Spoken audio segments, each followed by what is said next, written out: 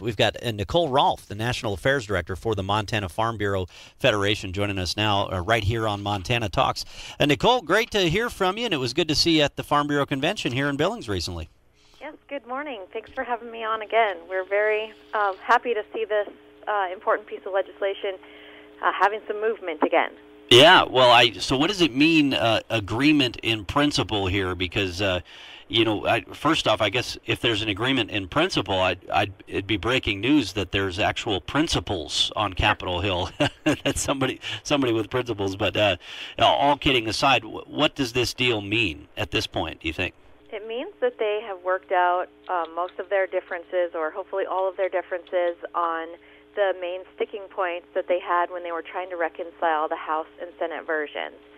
And so now that the core principles are agreed upon and the compromises have been made, all the arm twisting has been done, they're just finishing up, writing the actual program language, some kind of legal stuff, and then waiting on a Congressional Budget Office score to find out exactly how much it's going to cost over the next 10 years is how they score those.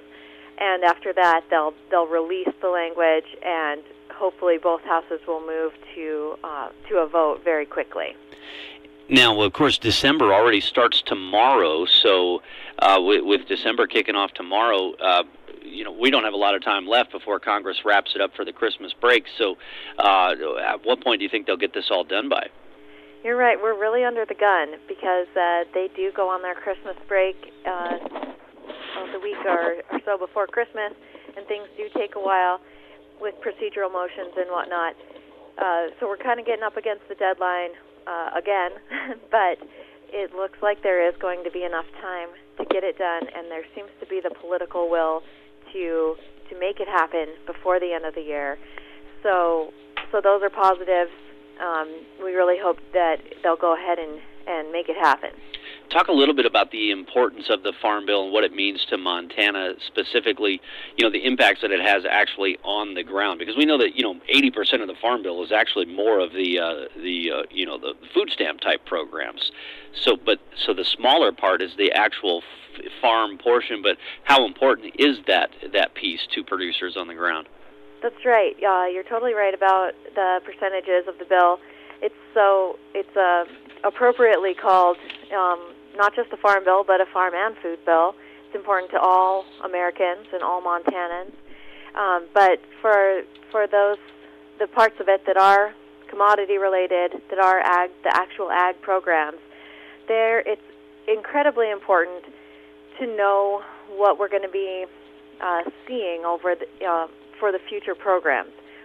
Farmers and ranchers need to have that certainty, because a lot of times you can make business decisions, and also when you're going to your lender and talking about what things you can expect in the future over the next 5 years, you need to have that certainty. In the times where we just have these little short-term extensions like we've had in the past, that gets really messy, because people say, well, for the next 90 days or year or half a year or whatever it might be, we know we'll be operating under this, but then what's going to happen with the big bill once a final agreement has been concluded? And so for those farmers and ranchers raising commodity crops, it's really, really important to have that future security. And there's also a lot of important conservation-related programs in there that both farmers and ranchers do utilize to to provide environmental benefits to the land, but also to improve their operations. And knowing how those are going to look over the next 5 years really is just really important. But I'm wondering, is there anything else that could blow this deal up in the last few days here? Nicole, any thoughts from you? Well, I'm glad you mentioned it before the break, because I had to think about it. It seems like things are poised to go well. We're fortunate to have good folks, a whole team of folks that work for American Farm Bureau in D.C., and they seem very hopeful. At this point, I would say the main thing that could potentially derail this whole thing is if the CBO score comes back with the Farm Bill costing more than they originally had thought. Both the leadership in the Senate and the House made it very clear that they were going to make this, keep the bill on budget, and that's always been a goal, and it's been something that's always been a focus. If we're looking to increase the spending in one title, it had to come out of another title. There was no new money. So I don't think that will be a problem, because it's been something that has been a priority to make sure that this Farm Bill does not cost more than the previous one. If for some reason something came back and it cost a lot more, I would say we'll be in for a lot more head scratching. But that does not seem to be the case, so we're just going to keep positive. All right, yeah. Well, and it seems like they got plenty of other things left to still fight about here in the final few days, and you got Nancy Pelosi trying to hold on to become the next Speaker of the House, or to become Speaker of the House again. So they've got other bigger battles that they're trying to fight over. So hopefully they'll just get this one done and then drive on.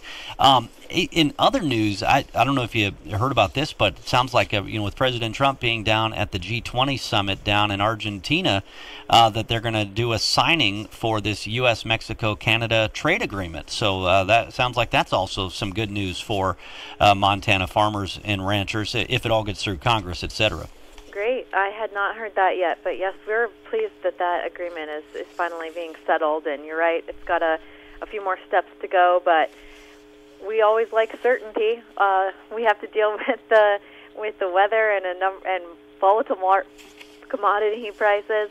So having certainty in our trade agreements is certainly appreciated. Yeah, that's for sure. And of course, those input prices, fuel and fertilizer and all that, can always be a hassle too. Luckily, yes, the fuel prices are starting to come down, but man, I know there's elsewhere across the country where they're already under $2 a gallon, and we're still fairly well above that back here in Montana.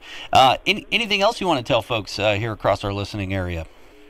I would just add that we're going to keep on top of this for our members, and if any of our members have questions, they're encouraged to reach out, and we'll be getting news out about what exactly is in the final bill as soon as we have access to it.